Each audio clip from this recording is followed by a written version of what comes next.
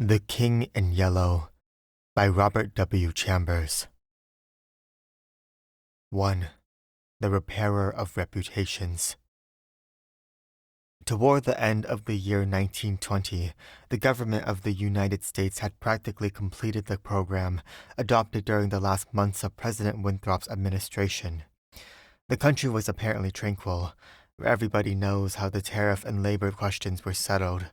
The war with Germany, incident on that country's seizure of the Samoan Islands, had left no visible scars upon the Republic, and the temporary occupation of Norfolk by the invading army had been forgotten in the joy over repeated naval victories and the subsequent ridiculous plight of General von Gartenlaub's forces in the state of New Jersey.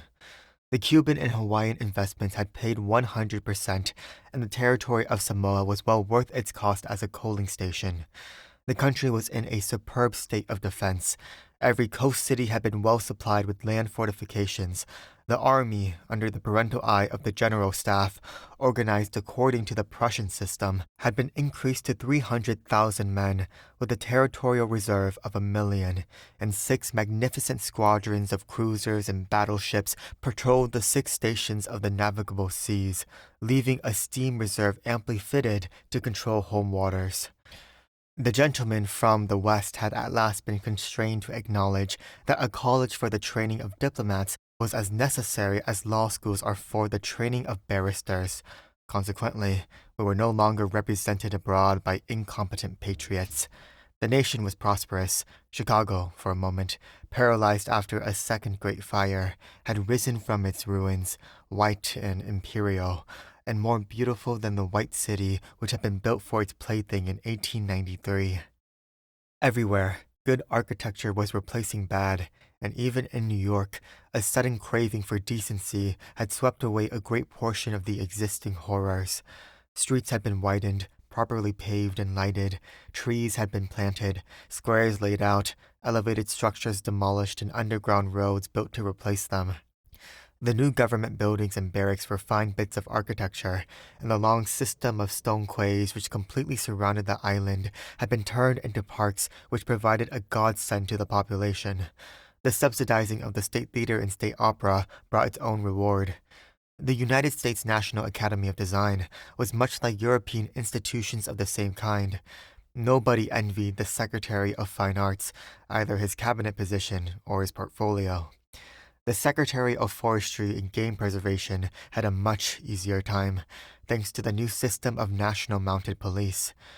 We had profited well by the latest treaties with France and England, the exclusion of foreign-born Jews as a measure of self-preservation, the settlement of the new independent black state of Swanee, the checking of immigration, the new laws concerning naturalization, and the gradual centralization of power in the executive all contributed to national calm and prosperity. When the government solved the Indian problem and squadrons of Indian cavalry scouts in native costume were substituted for the pitiable organizations tacked on to the tail of skeletonized regiments by a former Secretary of War, the nation drew a long sigh of relief. When, after the colossal Congress of Religions, bigotry and intolerance were laid in their graves, and kindness and charity began to draw warring sects together, many thought the millennium had arrived, at least in the New World, which, after all, is a world by itself. But self-preservation is the first law, and the United States had to look on in helpless sorrow as Germany, Italy, Spain, and Belgium writhed in the throes of anarchy, while Russia, watching from the Caucasus, stooped and bound them one by one. In the city of New York, the summer of 1899 was signalized by the dismantling of the elevated railroads. The summer of 1900 will live in the memories of New York people for many a cycle. The Dodge statue was removed in that year. In the following winter began that agitation for the repeal of the laws prohibiting suicide which bore its final fruit in the month of April 1920, when the first government lethal chamber was opened on Washington Square. I had walked down that day from Dr. Archer's house on Madison Avenue, where I had been as a mere formality. Ever since that fall from my horse, 4 years before, I had been troubled at times with pains in the back of my head and neck. but now for months they had been absent, and the doctor sent me away that day, saying there was nothing more to be cured in me. It was hardly worth his fee to be told that. I knew it myself. Still, I did not grudge him the money. What I minded was the mistake which he made at first. When they picked me up from the pavement where I lay unconscious, and somebody had mercifully sent a bullet through my horse's head, I was carried to Dr. Archer, and he, pronouncing my brain affected, placed me in his private asylum where I was obliged to endure treatment for insanity. At last, he decided that I was well, and I, knowing that my mind had always been as sound as his, if not sounder, paid my tuition, as he jokingly called it, and left. I told him, smiling, that I would get even with him for his mistake, and he laughed heartily and asked me to call once in a while. I did so, hoping for a chance to even up accounts, but he gave me none, and I told him I would wait. The fall from my horse had fortunately left no evil results. On the contrary, it had changed my whole character for the better. From a lazy young man about town, I had become active, energetic, temperate, and above all else, ambitious. There was only one thing which troubled me. I laughed at my own uneasiness, and yet it troubled me. During my convalescence, I had bought and read for the first time The King in Yellow. I remember after finishing the first act that it occurred to me that I had better stop. I started up and flung the book into the fireplace. The volume struck the barred grate and fell open on the hearth in the firelight. If I had not caught a glimpse of the opening words in the second act, I should never have finished it. But as I stooped to pick it up, my eyes became riveted to the open page, and with a cry of terror, or perhaps it was of joy so poignant that I suffered in every nerve, I snatched the thing out of the coals and crept shaking to my bedroom, where I read it and reread it, and wept and laughed and trembled with the horror which at times assails me yet. This is the thing that troubles me, for I cannot forget Carcosa, where black stars hang in the heavens, where the shadows of men's thoughts lengthen in the afternoon, when the twin suns sink into the lake of Hali, and my mind will bear forever the memory of the pallid mask. I pray God will curse the writer, as the writer has cursed the world with this beautiful, stupendous creation, terrible in its simplicity, irresistible in its truth, a world which now trembles before the King in Yellow. When the French government seized the translated copies which had just arrived in Paris, London, of course, became eager to read it. It is well known how the book spread like an infectious disease from city to city, from continent to continent, barred out here, confiscated there, denounced by press and pulpit, censored even by the most advanced of literary anarchists. No definite principles have been violated in those wicked pages, no doctrine promulgated, no convictions outraged. It could not be judged by any known standard. Yet, although it was acknowledged that the supreme note of art had been struck in The King in Yellow, all felt that human nature could not bear the strain, nor thrive on words in which the essence of purest poison lurked. The very banality and innocence of the first act only allowed the blow to fall afterward with more awful effect. It was, I remember, the 13th day of April, 1920, that the first government lethal chamber was established on the south side of Washington Square, between Wooster Street and South Fifth Avenue. The block, which had formerly consisted of a lot of shabby old buildings used as cafes and restaurants for foreigners, had been acquired by the government in the winter of 1898. The French and Italian cafes and restaurants were torn down.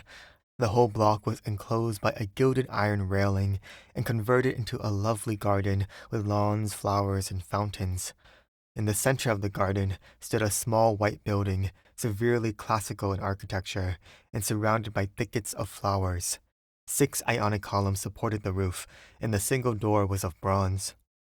A splendid marble group of the Fates stood before the door, the work of a young American sculptor, Boris Yvain, who had died in Paris when only 23 years old. The inauguration ceremonies were in progress as I crossed University Place and entered the square. I threaded my way through the silent throng of spectators, but was stopped at 4th Street by a cordon of police. A regiment of United States Lancers were drawn up in a hollow square round the lethal chamber.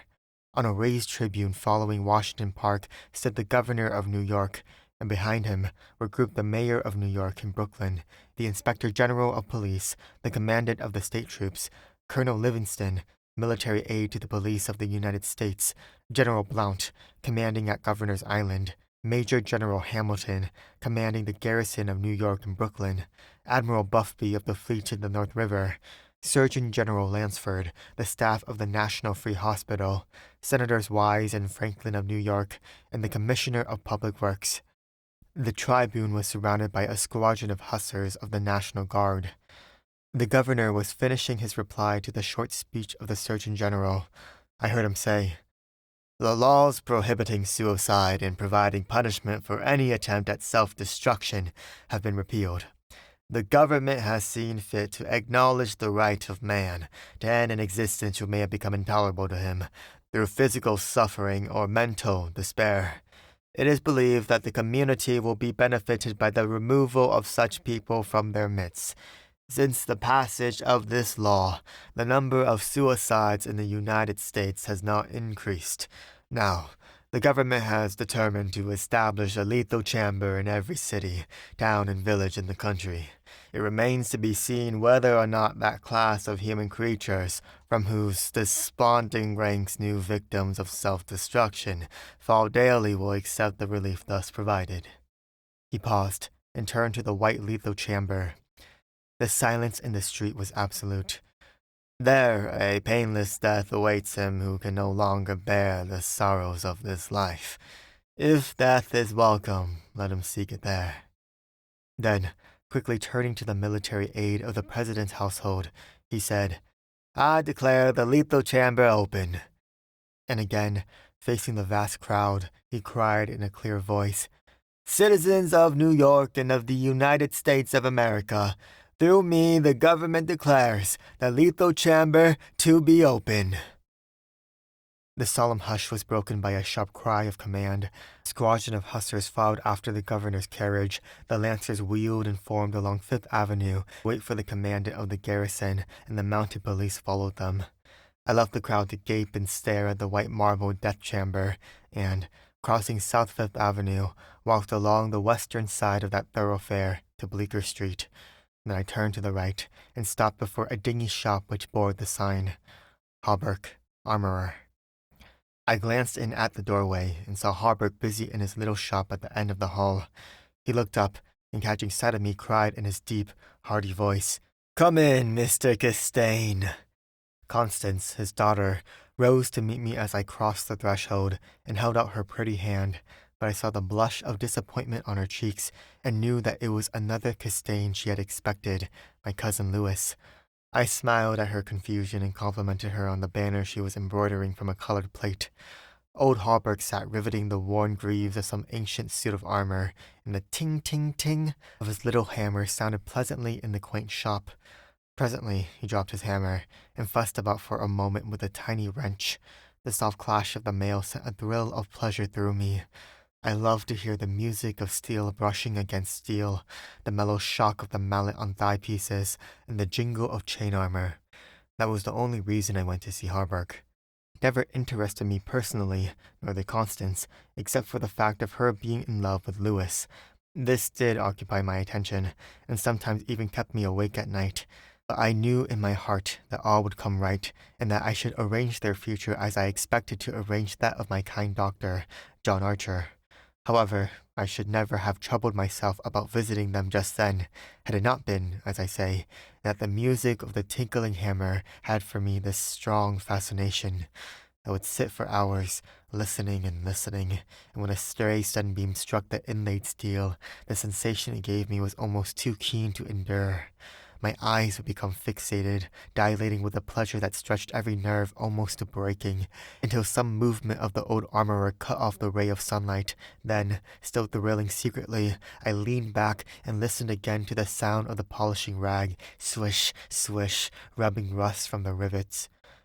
Constance worked with the embroidery over her knees, now and then pausing to examine more closely the pattern in the colored plate from the Metropolitan Museum. "Who is this for?" I asked. Hallberg explained that in addition to the treasures of armor in the Metropolitan Museum, of which he had been appointed armorer, he also had charge of several collections belonging to rich amateurs. This was the missing greave of a famous suit which a client of his had traced to a little shop in Paris on the Quai d'Orsay. He, Hallberg, had negotiated for and secured the greave, and now the suit was complete. He laid down his hammer and read me the history of the suit, traced since 1450 from owner to owner until it was acquired by Thomas Stainbridge. When his superb collection was sold, this client of Hallberg's bought the suit, and since then, the search for the missing greave had been pushed until it was, almost by accident, located in Paris. Did you continue the search so persistently without any certainty of the greave being still in existence? I demanded. Of course, he replied coolly. Then, for the first time, I took a personal interest in Hallberg. It was worth something to you, I ventured. No, he replied, laughing. My pleasure in finding it was my reward. Have you no ambition to be rich? I asked, smiling. My one ambition is to be the best armorer in the world, he answered gravely. Constance asked me if I had seen the ceremonies of the lethal chamber. She herself had noticed cavalry passing up Broadway that morning, and had wished to see the inauguration, but their father wanted the banner finished, and she had stayed at his request. Did you see your cousin, Mr. Castaigne, there? She asked, with the slightest tremor of her soft eyelashes. No, I replied carelessly. Louis's regiment is maneuvering out in Westchester County. I rose and picked up my hat and cane. Are you going upstairs to see the lunatic again? Laughed old Hallberg. If Hallberg knew how I loathed that word, lunatic, he would never use it in my presence. It rouses certain feelings within me which I do not care to explain. However, I answered him quietly. I think I should drop in and see Mr. Wilde for a moment or two.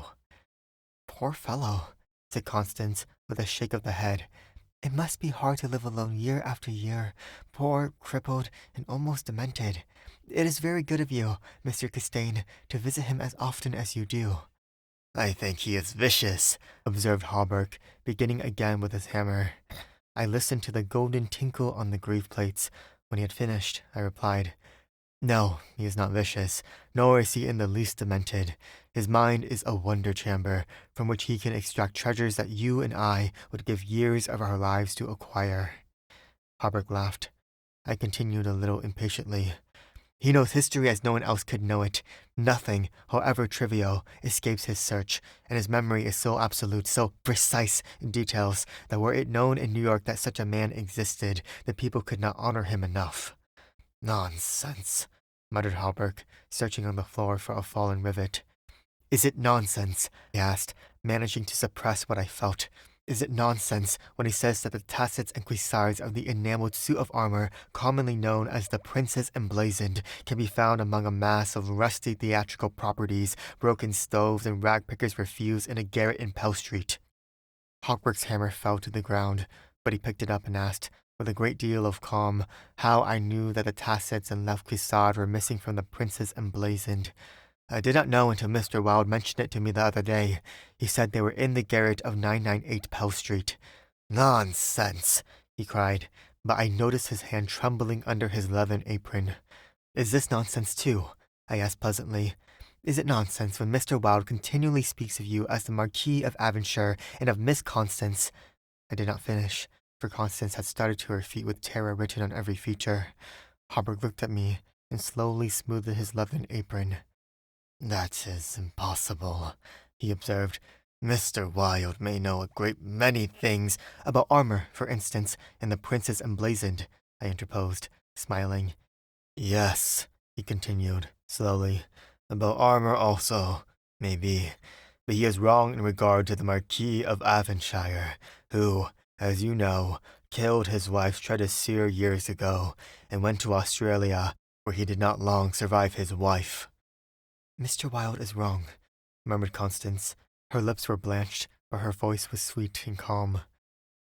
Let us agree, if you please, that in this one circumstance Mr. Wilde is wrong, I said. 2.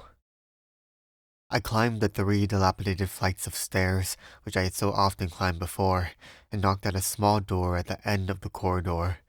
Mr. Wilde opened the door, and I walked in. When he had double-locked the door and pushed a heavy chest against it, he came and sat down beside me, peering up into my face with his little light-colored eyes. Half a dozen new scratches covered his nose and cheeks, and the silver wires which supported his artificial ears had become displaced. I thought I had never seen him so hideously fascinating. He had no ears. The artificial ones, which now stood out at an angle from the fine wire, were his one weakness. They were made of wax and painted a shell pink, but the rest of his face was yellow. He might better have reveled in the luxury of some artificial fingers for his left hand, which was absolutely fingerless, but it seemed to cause him no inconvenience, and he was satisfied with his wax ears. He was very small, scarcely higher than a child of 10, but his arms were magnificently developed, and his thighs as thick as any athlete's. Still, the most remarkable thing about Mr. Wilde was that a man of his marvelous intelligence and knowledge should have such a head. It was flat and pointed, like the heads of many of those unfortunates whom people imprison in asylums for the weak-minded. Many called him insane, but I knew him to be as sane as I was. I do not deny that he was eccentric. The mania he had for keeping that cat and teasing her until she flew at his face like a demon was certainly eccentric. I never could understand why he kept the creature, nor what pleasure he found in shutting himself up in his room with this surly, vicious beast. I remember once glancing up from the manuscript I was studying by the light of some tallow dips, and seeing Mr. Wilde squatting motionless on his high chair, his eyes fairly blazing with excitement, while the cat, which had risen from her place before the stove, came creeping across the floor right at him. Before I could move, she flattened her belly to the ground, crouched, trembled, and sprang into his face. Howling and foaming, they rolled over and over on the floor, scratching and clawing, until the cat screamed and fled under the cabinet, and Mr. Wilde turned over on his back, his limbs contracting and curling up like the legs of a dying spider. He was eccentric. Mr. Wilde had climbed into his high chair, and, after studying my face, picked up a dog's ear ledger and opened it. "Henry B. Matthews," he read. "Bookkeeper with Wysett and Company, dealers in church ornaments, called April 3rd, reputation damaged on the racetrack, known as a welcher, reputation to be repaired by August 1st, retainer $5. He turned the page and ran his fingerless knuckles down the closely written columns. P. Green Dozenberry, minister of the Gospel, Fair Beach, New Jersey. Reputation damaged in the Bowery, to be repaired as soon as possible. Retainer, $100. He coughed and added, "Called April 6th. "Then you are not in need of money, Mr. Wilde?" I inquired. He coughed again. "Mrs. C. Hamilton Chester, of Chester Park, New York City, called April 7th, reputation damaged at Dieppe, France, to be repaired by October 1st, retainer $500. Note, C. Hamilton Chester, Captain, USS Avalanche, ordered home from South Sea Squadron, October 1st. "Well," I said, "the profession of a repairer of reputations is lucrative." His colorless eyes sought mine. "I only want to demonstrate that I was correct. You said it was impossible to succeed as a repairer of reputations. Even if I did succeed in certain cases, it would cost me more than I would gain by it. Today, I have 500 men in my employ who are poorly paid, but who pursue the work with an enthusiasm which possibly may be born of fear. These men enter every shade and grain of society. Some even are pillars of the most exclusive social temples. Others are the prop and pride of the financial world. Still others hold undisputed sway among the fancy and the talent. I choose them at my leisure from those who reply to my advertisements. It is easy enough, they are all cowards. I could treble the number in 20 days if I wished. So, you see, those who have in their keeping the reputations of their fellow citizens, I have in my pay." "They may turn on you," I suggested. He rubbed his thumb over his cropped ears and adjusted the wax substitutes. "I think not," he murmured thoughtfully. I seldom have to apply the whip, and then only once. Besides, they like their wages. How do you apply the whip? I demanded. His face for a moment was awful to look upon. His eyes dwindled to a pair of green sparks. I invite them to come and have a little chat with me, he said in a soft voice. A knock at the door interrupted him, and his face resumed its amiable expression. Who is it? He inquired. Mr. Stillett, was the answer. Come tomorrow, replied Mr. Wilde. Impossible, began the other, but was silenced by a sort of bark from Mr. Wilde. Come tomorrow, he repeated. We heard somebody move away from the door and turn the corner by the stairway. Who is that? I asked. Arnold Stillett, owner and editor-in-chief of the great New York Daily. He drummed on the ledger with his fingerless hand, adding, I pay him very badly, but he thinks it a good bargain. Arnold Stillett, I repeated, amazed. Yes, said Mr. Wilde, with a self-satisfied cough. The cat, which had entered the room as he spoke, hesitated, looked up at him, and snarled. He climbed down from the chair and, squatting on the floor, took the creature into his arms and caressed her. The cat ceased snarling and presently began a loud purring which seemed to increase in timbre as he stroked her. Where are the notes? I asked. He pointed to the table, and for the 100th time I picked up the bundle of manuscript entitled The Imperial Dynasty of America. One by one, I studied the well-worn pages, worn only by my own handling, and although I knew all by heart from the beginning, when from Carcosa, the Hyades, Hastur, Aldebaran, to Castaigne, Louis de Calvados, born December 19th, 1877. I read it with an eager, rapt attention, pausing to repeat parts of it aloud, and dwelling especially on Hildred de Calvados, only son of Hildred Castaigne and Edith Landis Castaigne, first in succession, etc., etc. When I finished, Mr. Wilde nodded and coughed. Speaking of your legitimate ambition, he said, how do Constance and Louis get along? She loves him, I replied simply. The cat on his knees suddenly turned and struck at his eyes, and he flung her off and climbed onto the chair opposite me. And Dr. Archer, well, that's a matter you can settle any time you wish, he added. Yes, I replied. Dr. Archer can wait, but it is time I saw my cousin, Louis. It is time, he repeated. Then he took another ledger from the table and ran over the leaves rapidly. We are now in communication with 10,000 men, he muttered.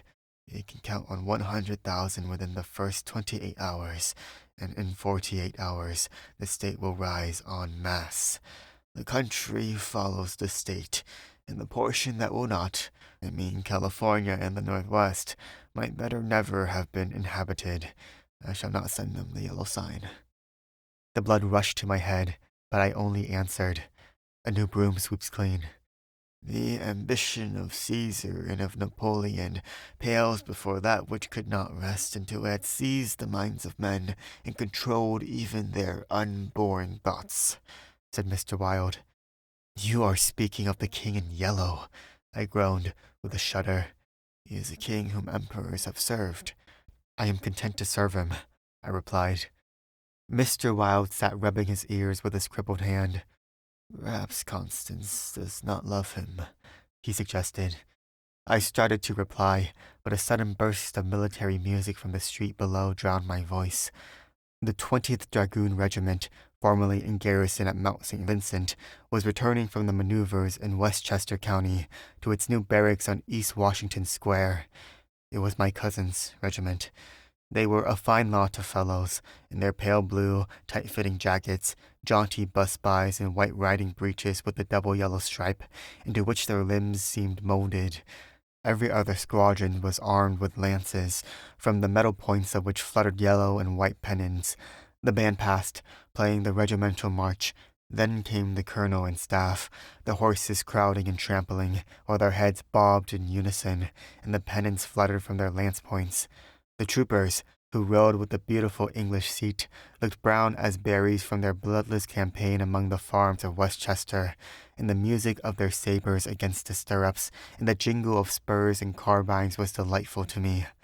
I saw Louis riding with his squadron. He was as handsome an officer as I have ever seen. Mr. Wilde, who had mounted a chair by the window, saw him too, but said nothing.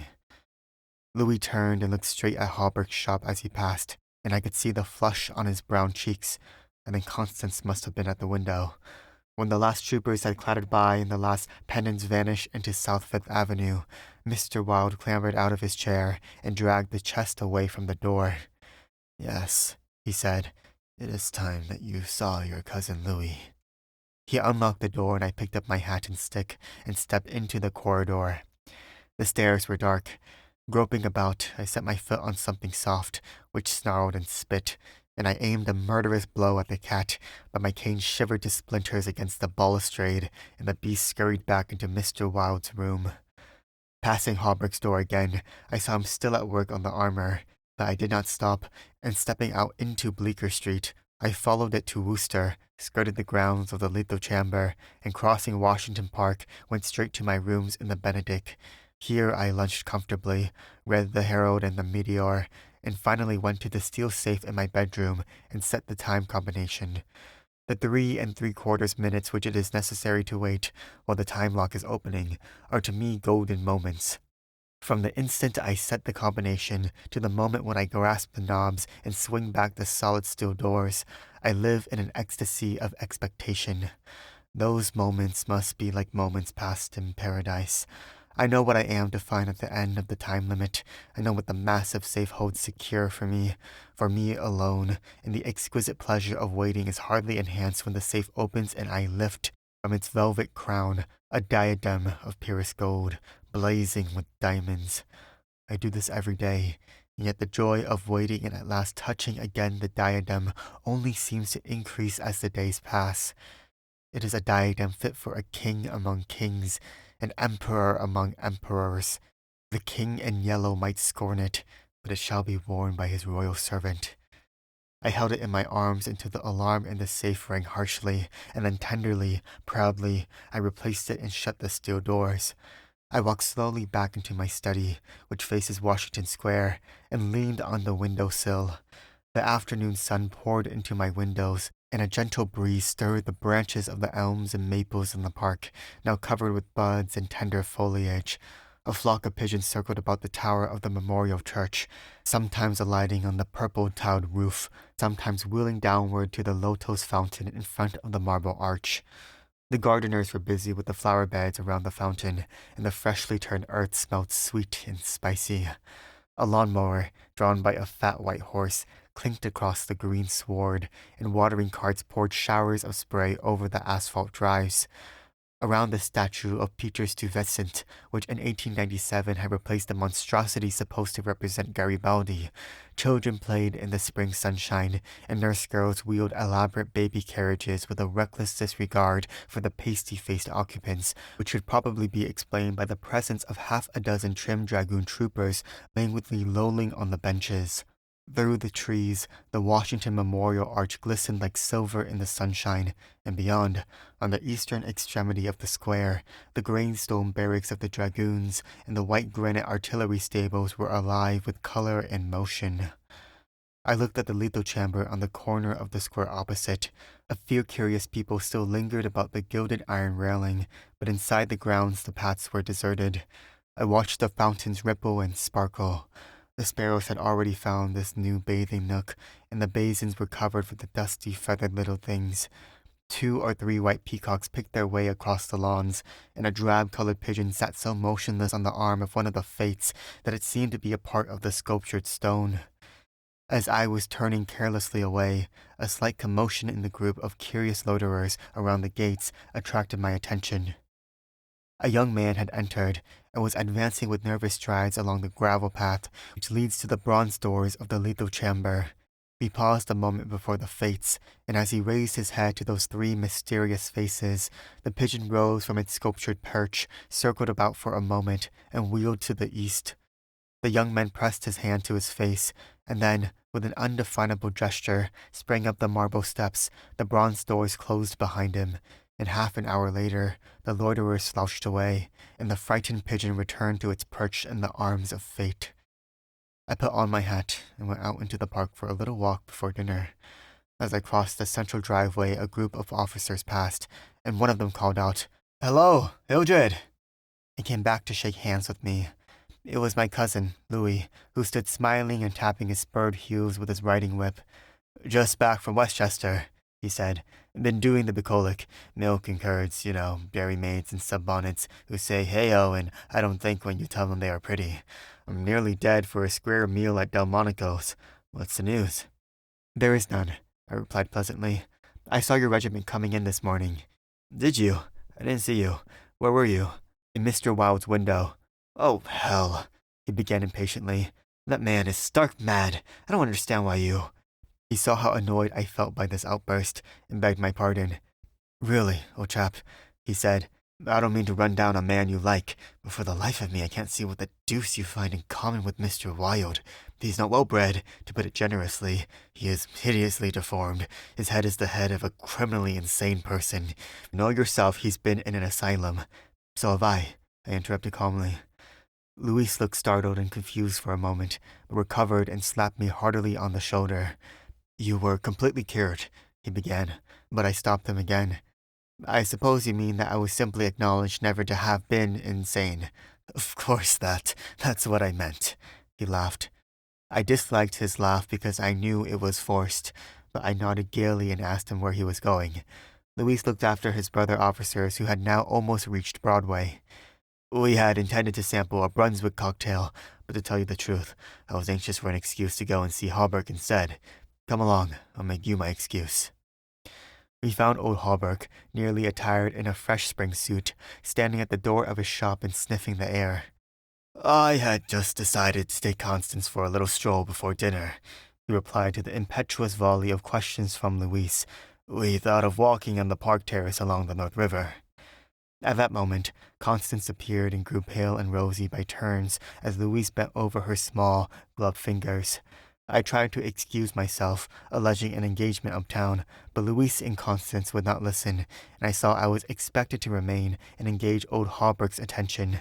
After all, it would be just as well if I kept my eye on Louise, I thought, and when they hailed a Spring Street horse car, I got in after them and took my seat beside the armorer.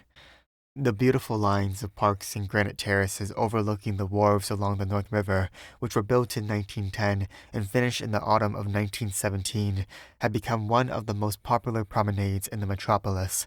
They extended from the Battery to 190th Street, overlooking the noble river and affording a fine view of the Jersey Shore and the highlands opposite.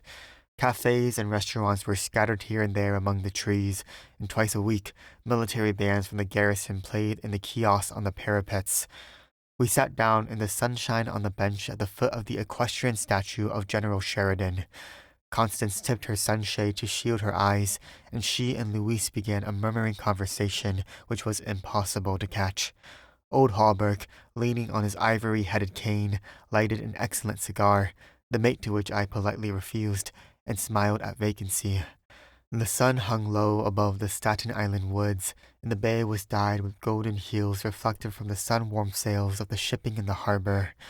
Brigs, schooners, yachts, clumsy ferry boats, their decks swarming with people, railroad transports carrying lines of brown, blue, and white freight cars, stately sound steamers, their class tramp steamers, coasters, dredgers, scows, and everywhere, pervading the entire bay, impudent little tugs puffing and whistling officiously. These were the craft which churned the sunlight waters as far as the eye could reach. In calm contrast to the hurry of sailing vessel and steamer, a silent fleet of white warships lay motionless in midstream. Constance's merry laugh aroused me from my reverie. "What are you staring at?" she inquired. "Nothing. The fleet," I smiled. Then Louise told us what the vessels were, pointing out each by its relative position to the old red fort on Governor's Island. "That little cigar-shaped thing is a torpedo boat," he explained. "There are 4 more lying close together. They are the Tarpon, the Falcon, the Sea Fox, and the Octopus. The gunboats just above are the Princeton, the Champlain, the Stillwater, and the Erie. Next to them lie the cruisers Farragut in Los Angeles, and above them the battleships California in Dakota, and the Washington, which is the flagship. Those two squatty-looking chunks of metal which are anchored there off Castle William are the double-turreted monitors Terrible and Magnificent. Behind them lies the ram, Ocelia. Constance looked at him with deep approval in her beautiful eyes.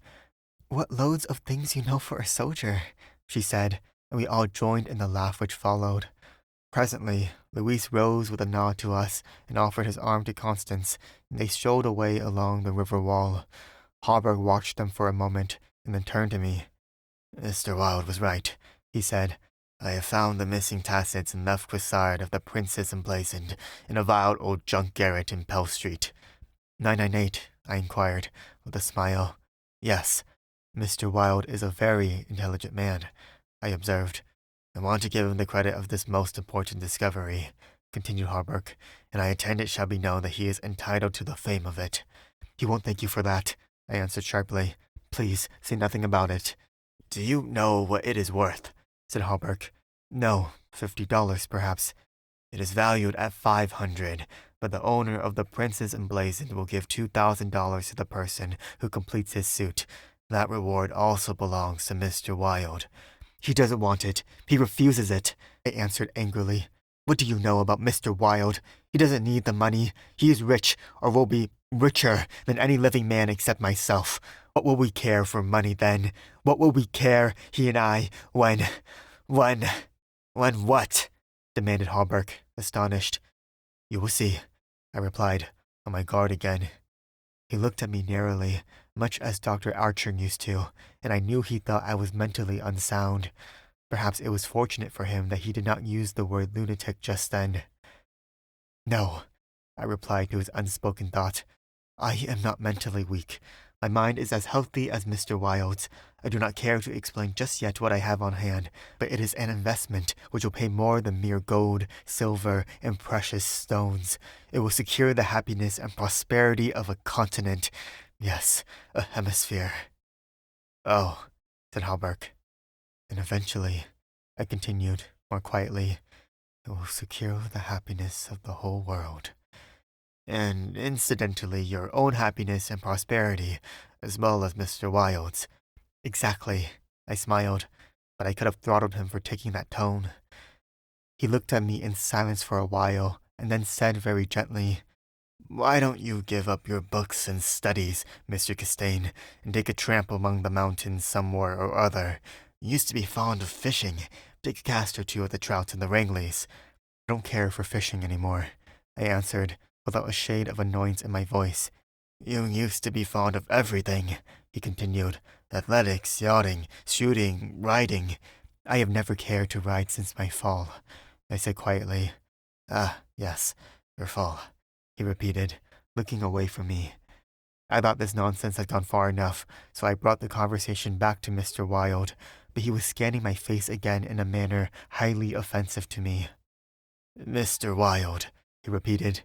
"Do you know what he did this afternoon? He came downstairs and nailed a sign over the hall door next to mine. It read, 'Mr. Wilde, Repairer of Reputations, Third Bell.' Do you know what a repairer of reputations can be?" "I do," I replied, suppressing the rage within. "Oh," he said again. Louise and Constance came strolling by and stopped to ask if we would join them. Hallberg looked at his watch. At the same moment, a puff of smoke shot from the casemates of Castle William, and the boom of the sunset gun rolled across the water and was re-echoed from the highlands opposite. The flag came running down from the flagpole, the bugles sounded on the white decks of the warships, and the first electric light sparkled out from the Jersey shore. As I turned into the city with Hallberg, I heard Constance murmur something to Louise which I did not understand, but Louise whispered, "My darling," in reply, and again, walking ahead with Hallberg through the square, I heard a murmur of "sweetheart" and "my own Constance," and I knew the time had nearly arrived when I should speak of important matters with my cousin Louise. 3. One morning early in May, I stood before the steel safe in my bedroom, trying on the golden jeweled crown. The diamonds flashed fire as I turned to the mirror, and the heavy beating gold burned like a halo about my head. I remembered Camilla's agonized scream and the awful words echoing through the dim streets of Carcosa. They were the last lines in the first act, and I dared not think of what followed. Dared not, even in the spring sunshine, there in my own room, surrounded with familiar objects, reassured by the bustle from the street, and the voices of the servants in the hallway outside. For those poisoned words had dropped slowly into my heart, as death sweat drops upon a bedsheet and is absorbed. Trembling, I put the diadem from my head and wiped my forehead, but I thought of Hester and of my own rightful ambition, and I remembered Mr. Wilde as I had left him, his face all torn and bloody from the claws of that devil's creature, and what he said. What he said. The alarm bell in the safe began to whir harshly, and I knew my time was up, but I would not heed it, and replacing the flashing circlet upon my head, I turned defiantly to the mirror. I stood for a long time absorbed in the changing expression of my own eyes. The mirror reflected a face which was like my own, but whiter, and so thin that I hardly recognized it. And all the time I kept repeating between my clenched teeth, "The day has come! The day has come!" while the alarm in the safe whirred and clamored, and the diamonds sparkled and flamed above my brow. I heard a door open, but did not heed it. It was only when I saw two faces in the mirror. It was only when another face rose over my shoulder, and two other eyes met mine.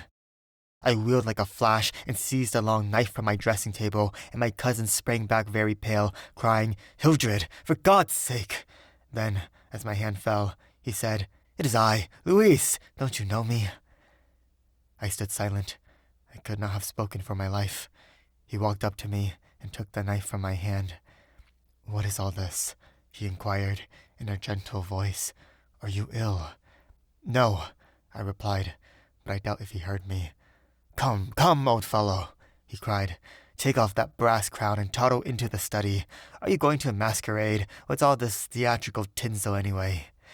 I was glad he thought the crown was made of brass and paste, yet I didn't like him any the better for thinking so. I let him take it from my hand, knowing it was best to humor him. He tossed the splendid diadem in the air, and catching it, turned to me smiling. "It's dear at 50 cents, he said. "What's it for?"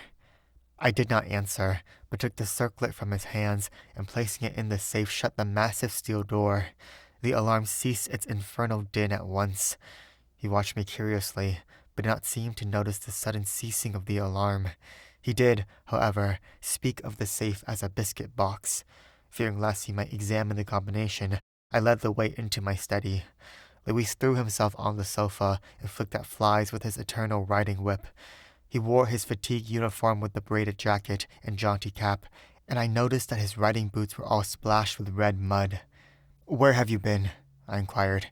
"Jumping mud creeks in Jersey," he said. "I haven't had time to change yet. I was rather in a hurry to see you. Haven't you got a glass or something? I'm dead tired. Been in the saddle 24 hours. I gave him some brandy from my medicinal store, which he drank with a grimace. "Damn bad stuff," he observed. "I'll give you an address where they sell brandy that is brandy." "It's good enough for my needs," I said indifferently. "I use it to rub my chest with." He stared and flicked at another fly. "See here, old fellow," he began. "I've got something to suggest to you. It's 4 years now that you've shut yourself up here like an owl, never going anywhere, never taking any healthy exercise, never doing a damn thing but poring over those books up there on the mantelpiece." He glanced along the row of shelves. "Napoleon, Napoleon, Napoleon," he read. "For heaven's sake, have you nothing but Napoleons there?" "I wish they were bound in gold," I said. "But wait, yes, there is another book. The King in Yellow." I looked him steadily in the eye. "Have you never read it?" I asked. No, thank God. I don't want to be driven crazy." I saw he regretted his speech as soon as he had uttered it. There is only one word which I loathe more than I do lunatic, and that word is crazy. But I controlled myself and asked him why he thought The King in Yellow dangerous. "Oh, I don't know," he said hastily. "I only remember the excitement it created and the denunciations from pulpit and press. I believe the author shot himself after bringing forth this monstrosity, didn't he?" "I understand he is still alive," I answered. "That's probably true," he muttered. "Bullets couldn't kill a fiend like that." "It is a book of great truths," I said. "Yes," he replied, "of truths which send men frantic and blast their lives. I don't care if the thing is, as they say, the very supreme essence of art. It's a crime to have written it, and I for one shall never open its pages." "Is that what you have come to tell me?" I asked. "No," he said. "I came to tell you that I am going to be married." I believe for a moment my heart ceased to beat, but I kept my eyes on his face. "Yes," he continued, smiling happily, "married to the sweetest girl on earth." "Constance Hawberk," I said mechanically. "How did you know?" he cried, astonished. "I didn't know it myself until that evening last April when we strolled down to the embankment before dinner." "When is it to be?" I asked. "It was to have been next September, but an hour ago a dispatch came ordering our regiment to the Presidio, San Francisco. We'll leave at noon tomorrow." "Tomorrow," he repeated. "Just think, Hildred, tomorrow I shall be the happiest fellow that ever drew breath in this jolly world, for Constance will be with me." I offered him my hand in congratulation, and he seized and shook it like the good-natured fool he was, or pretended to be. "I am going to get my squadron as a wedding present," he rattled on. "Captain and Mrs. Louis Castaigne, Hildred." Then he told me where it was to be and who were to be there, and made me promise to come and be best man. I set my teeth and listened to his boyish chatter without showing what I felt, but I was getting to the limit of my endurance, and when he jumped up and, switching his spurs till they jingled, said he must go, I did not detain him. "There's one thing I want to ask of you," I said quietly. "Out with it, it's promised," he laughed. "I want you to meet me for a quarter of an hour's talk tonight." "Of course, if you wish," he said, somewhat puzzled. "Where?" "Anywhere, in the park there." "What time, Hildred?" "Midnight." "What in the name of—" he began, but checked himself and laughingly assented. I watched him go down the stairs and hurry away, his saber banging at every stride. He turned into Bleecker Street, and I knew he was going to see Constance. I gave him 10 minutes to disappear, and then followed in his footsteps, taking with me the jeweled crown and the silken robe embroidered with a yellow sign. When I turned into Bleecker Street and entered the doorway which bore the sign, "Mr. Wilde, Repairer of Reputations, Third Bell," I saw old Hawberk moving about in his shop, and imagined I heard Constance's voice in the parlor, but I avoided them both and hurried up the trembling stairways to Mr. Wilde's apartment. I knocked and entered without ceremony. Mr. Wilde lay groaning on the floor, his face covered with blood, his clothes torn to shreds. Drops of blood were scattered about over the carpet, which had also been ripped and frayed in the evidently recent struggle. "It's that cursed cat," he said, ceasing his groans, and turning his colorless eyes to me. "She attacked me while I was asleep. I believe she will kill me yet." This was too much, so I went into the kitchen and, seizing a hatchet from the pantry, started to find the infernal beast and settle her then and there. My search was fruitless, and after a while I gave it up and came back to find Mr. Wilde squatting on his high chair by the table. He had washed his face and changed his clothes. The great furrows which the cat's claws had plowed up in his face he had filled with collodion, and a rag hid the wound in his throat. I told him I should kill the cat when I came across her, but he only shook his head and turned to the open ledger before him. He read name after name of the people who had come to him in regard to their reputation, and the sums he had amassed were startling. "I put on the screws now and then," he explained. "One day or other, some of these people will assassinate you," I insisted. "You think so?" he said, rubbing his mutilated ears. It was useless to argue with him, so I took down the manuscript entitled Imperial Dynasty of America for the last time I should ever take it down in Mr. Wilde's study. I read it through, thrilling and trembling with pleasure. When I had finished, Mr. Wilde took the manuscript and, turning to the dark passage which leads from his study to his bedchamber, called out in a loud voice, "Vance!" Then, for the first time, I noticed a man crouching there in the shadow. How I had overlooked him during my search for the cat, I cannot imagine. "Van, come in," cried Mr. Wilde.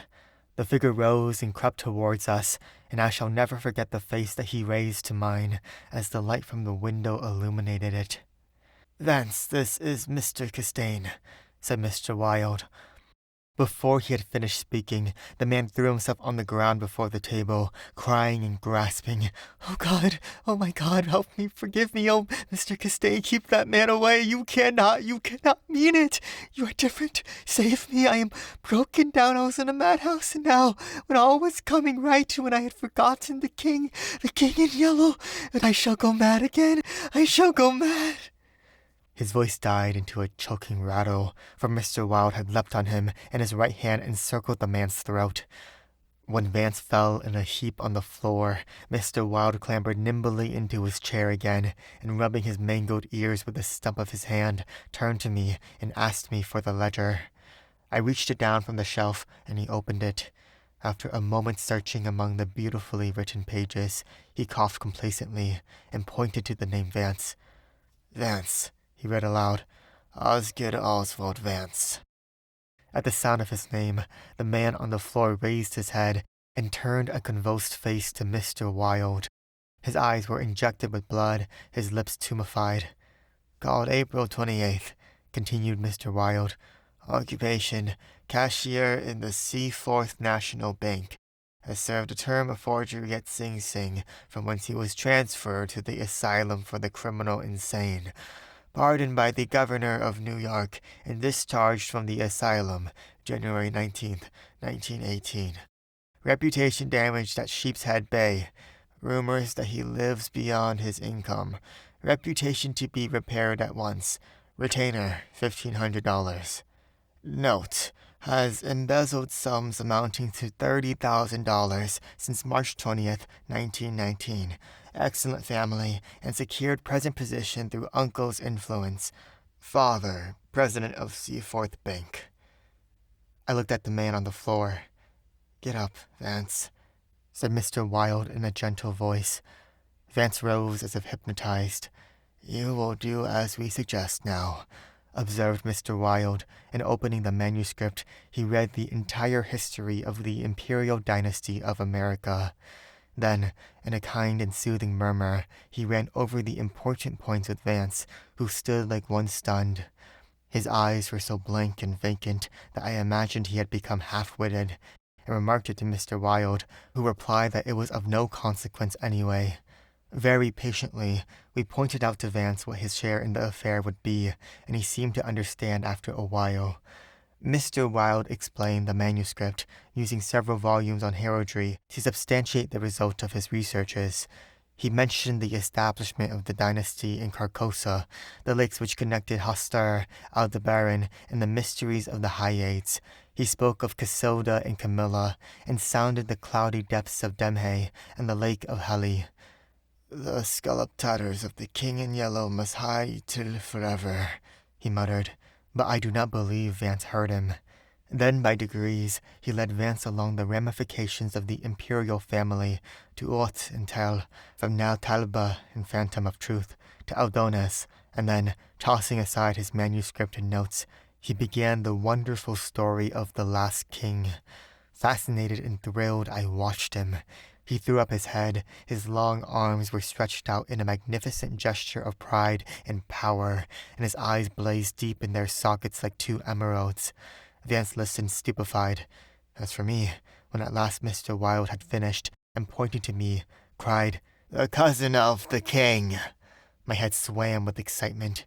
Controlling myself with a superhuman effort, I explained to Vance why I alone was worthy of the crown and why my cousin must be exiled or die. I made him understand that my cousin must never marry, even after renouncing all his claims, and how that least of all he should marry the daughter of the Marquis of Avonshire and bring England into the question. I showed him a list of thousands of names which Mr. Wilde had drawn up. Every man whose name was there had received the yellow sign, which no living human being dared disregard. The city, the state, the whole land were ready to rise and tremble before the pallid mask. The time had come, the people should know the son of Hastur, and the whole world bow to the black stars which hang in the sky over Carcosa. Vance leaned on the table, his head buried in his hands. Mr. Wilde drew a rough sketch on the margin of yesterday's Herald with a bit of lead pencil. It was a plan of Hawberk's rooms. Then he wrote out the order and affixed the seal, and shaking like a palsied man, I signed my first writ of execution with my name, Hildred Rex. Mr. Wilde clambered to the floor and, unlocking the cabinet, took a long square box from the first shelf. This he brought to the table and opened. A new knife lay in the tissue paper inside, and I picked it up and handed it to Vance, along with the order and the plan of Hawberk's apartment. Then Mr. Wilde told Vance he could go, and he went, shambling like an outcast of the slums. I sat for a while, watching the daylight fade behind the square tower of the Judson Memorial Church, and finally, gathering up the manuscript and notes, took my hat and started for the door. Mr. Wilde watched me in silence. When I had stepped into the hall, I looked back. Mr. Wilde's small eyes were still fixed on me. Behind him, the shadows gathered in the fading light. Then I closed the door behind me and went out into the darkening streets. I had eaten nothing since breakfast, but I was not hungry. A wretched, half-starved creature who stood looking across the street at the lethal chamber noticed me and came up to tell me a tale of misery. I gave him money, I don't know why, and he went away without thanking me. An hour later, another outcast approached and whined his story. I had a blank bit of paper in my pocket, on which was traced the yellow sign, and I handed it to him. He looked at it stupidly for a moment, and then, with an uncertain glance at me, folded it with what seemed to me exaggerated care, and placed it in his bosom. The electric lights were sparkling among the trees, and the new moon shone in the sky above the lethal chamber. It was tiresome waiting in the square. I wandered from the marble arch to the artillery stables, and back again to the lotus fountain. The flowers and grass exhaled a fragrance which troubled me. The jet of the fountain played in the moonlight, and the musical splash of falling drops reminded me of the tinkle of chained mail in Hawberk's shop. But it was not so fascinating, and the dull sparkle of the moonlight on the water brought no such sensations of exquisite pleasure as when the sunshine played over the polished steel of a corselet on Hawberk's knee. I watched the bats darting and turning above the water plants in the fountain basin, but their rapid, jerky flight set my nerves on edge, and I went away again to walk aimlessly to and fro among the trees. The artillery stables were dark, but in the cavalry barracks the officers' windows were brilliantly lighted, and the sallyport was constantly filled with troopers in fatigue, carrying straw and harness and baskets filled with tin dishes.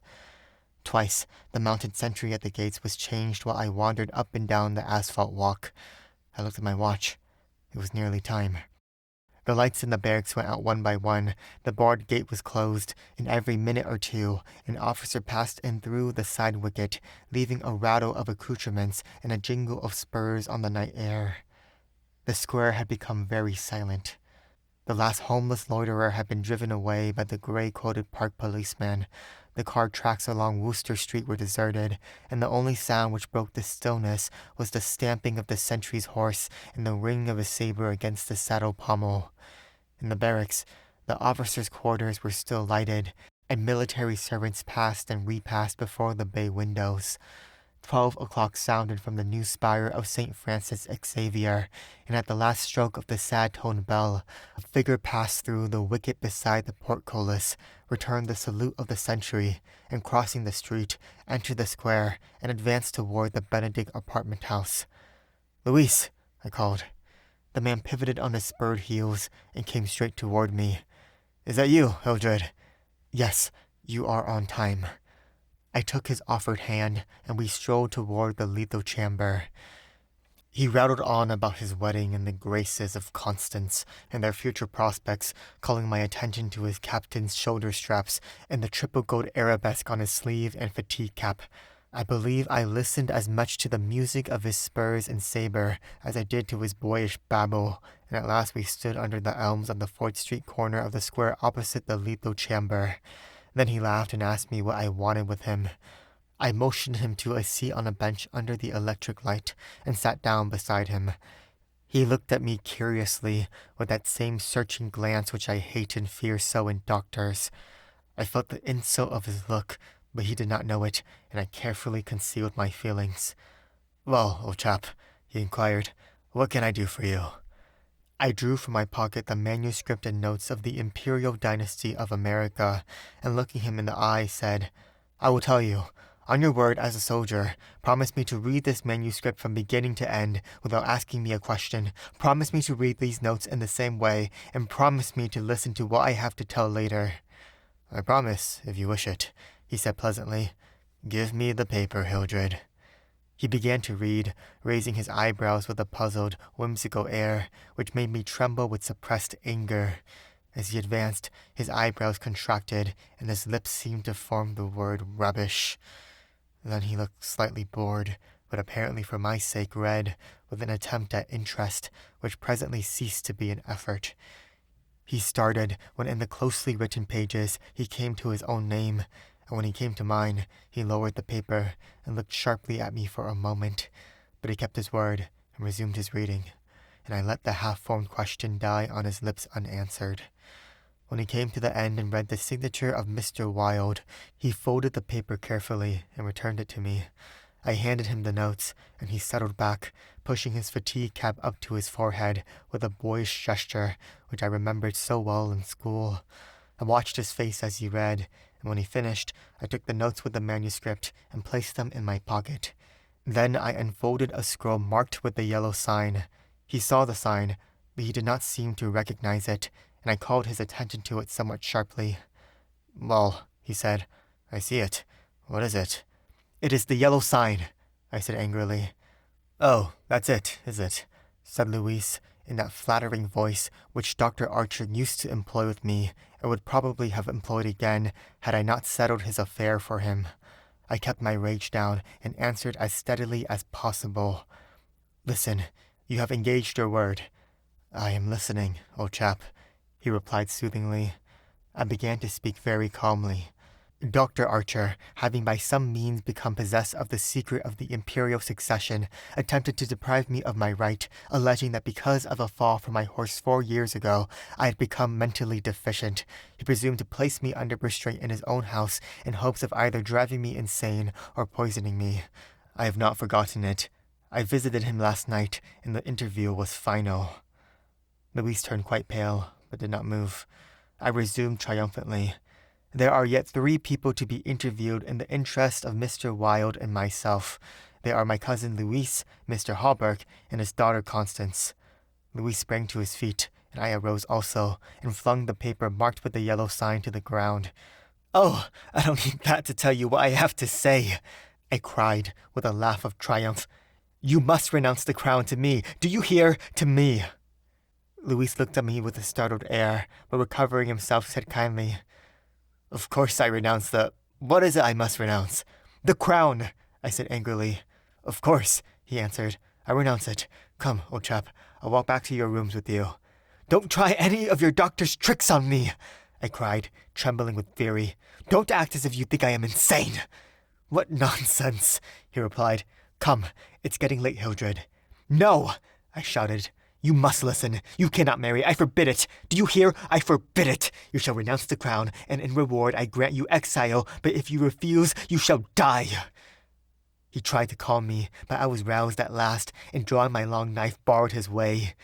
Then I told him how they would find Dr. Archer in the cellar with his throat open, and I laughed in his face when I thought of Vance and his knife, and the order signed by me. "Ah, you are the king," I cried, "but I shall be king. Who are you to keep me from empire over all the habitable earth? I was born the cousin of a king, but I shall be king." Louis stood white and rigid before me. Suddenly, a man came running up 4th Street, entered the gate of the Lethal Temple, traversed the path to the bronze doors at full speed, and plunged into the death chamber with the cry of one demented, and I laughed until I wept tears, for I had recognized Vance and knew that Hawberk and his daughter were no longer in my way. "Go," I cried to Louise. "You have ceased to be a menace. You will never marry Constance now, and if you marry anyone else in your exile, I will visit you as I did my doctor last night. Mr. Wilde takes charge of you tomorrow." Then I turned and darted into South Fifth Avenue, and with a cry of terror, Louise dropped his belt and saber and followed me like the wind. I heard him close behind me at the corner of Bleecker Street, and I dashed into the doorway under Hawberk's sign. He cried, "Halt, or I fire!" But when he saw that I flew up the stairs, leaving Harburg's shop below, he left me, and I heard him hammering and shouting at their door as though it were possible to arouse the dead. Mr. Wilde's door was open, and I entered crying, "It is done! It is done! Let the nations rise and look upon their king!" But I could not find Mr. Wilde, so I went to the cabinet and took the splendid diadem from its case. Then I drew on the white silk robe embroidered with the yellow sign and placed the crown upon my head. At last, I was king, king by my right in Astor, king because I knew the mystery of the Hyades, and my mind had sounded the depths of the lake of Hali. I was king. The first grey pencilings of dawn would raise a tempest which would shake two hemispheres. Then as I stood, my every nerve pitched to the highest tension, faint with the joy and splendor of my thought. Without, in the dark passage, a man groaned. I seized the tallow dip and sprang to the door. The cat passed me like a demon, and the tallow dip went out, but my long knife flew swifter than she, and I heard her screech, and I knew that my knife had found her. For a moment, I listened to her tumbling and thumping about in the darkness, and then when her frenzy ceased, I lighted a lamp and raised it over my head. Mr. Wilde lay on the floor with his throat torn open. At first I thought he was dead, but as I looked, a green sparkle came into his sunken eyes, his mutilated hand trembled, and then a spasm stretched his mouth from ear to ear. For a moment, my terror and despair gave place to hope, but as I bent over him, his eyeballs rolled clean around his head, and he died. Then, while I stood, transfixed with rage and despair, seeing my crown, my empire, every hope and every ambition, my very life, lying prostrate there with the dead master, they came, seized me from behind, and bound me until my veins stood out like cords, and my voice failed with the paroxysms of my frenzied screams. But I still raged, bleeding and infuriated among them, and more than one policeman felt my sharp teeth. Then when I could no longer move, they came nearer. I saw old Hauberk, and behind him my cousin Louise's ghastly face, and farther away, in the corner, a woman, Constance, weeping softly. "Ah! I see it now!" I shrieked. "You have seized the throne and the empire! Woe! Woe to you who are crowned with the crown of the King in Yellow!" Editor's note: Mr. Costain died yesterday in the Asylum for Criminal Insane. Hey, so I narrated this. I'm gonna have a little thing at the beginning of every one of these videos to talk about Raid and like the narration stuff behind it, maybe a little BTS, I don't know. No spoilers though, I swear, just general vibes.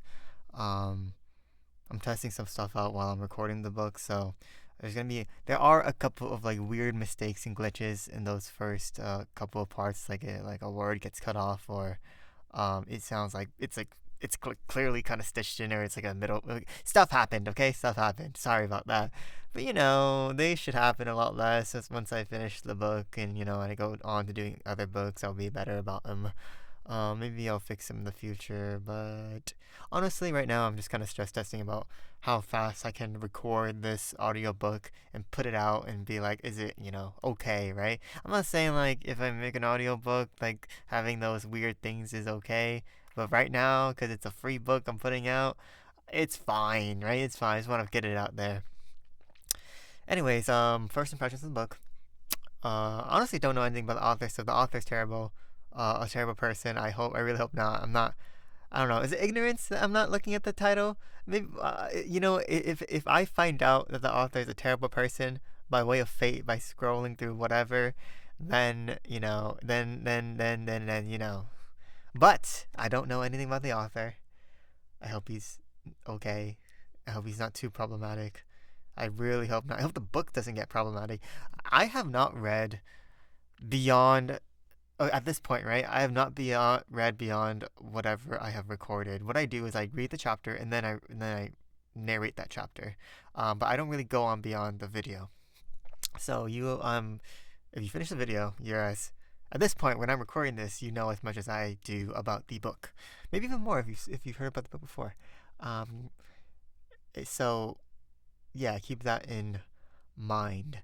Anyways, but first impressions, the first two chapters, I actually really do like the book. The writing feels very solid. The people are very solid. There's a lot of like mystery happening. I think they do the characters very well and how you're seeing these people kind of try to fit together. Actually very invested in where this book is going. And since this is the first video, can't I said there's no spoilers, and I'm a person of my word. Um, it's not really much else to say, right? Can't discuss the book. But next video, I'll probably talk more about what happened in these first two chapters and more about that. Anyway, narration starts now.